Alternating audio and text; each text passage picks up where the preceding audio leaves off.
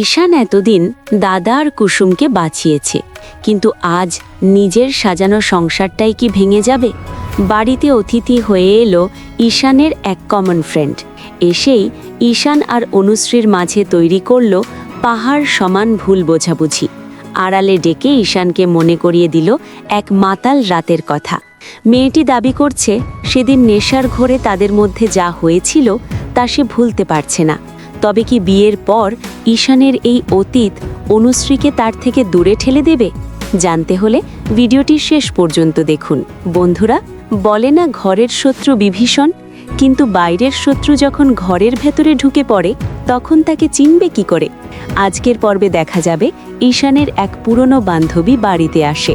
সে সবার সাথে খুব মিশে যায়, কিন্তু তার চোখ সবসময় খুঁজছিল ঈশানকে। সুযোগ বুঝেই সে ঈশানকে আড়ালে ডেকে নেয়। ঈশান অবাক হয়ে জানতে চায়, তুমি এখানে কেন? মেয়েটি ছলছল চোখে ঈশানের দিকে তাকিয়ে বলে, ঈশান, সেই পার্টির রাতটার কথা মনে নেই তোমার? আমরা দুজনেই সেদিন নেশার ঘরে ছিলাম। তারপর আমাদের মাঝে কি হয়েছিল আমি সবটা মনে করতে পারি না ঠিকই, কিন্তু তোমাকে মন থেকে মুছতেও পারছি না। ঈশান রেগে গিয়ে বলে, স্টপ ইট, এসব কি আজে বাজে বকছো? আমি এখন বিবাহিত, অনুশ্রী আমার স্ত্রী। ওইসব মাতাল রাতের কথা ভুলে যাও। কিন্তু মেয়েটি নাছোড়বান্দা।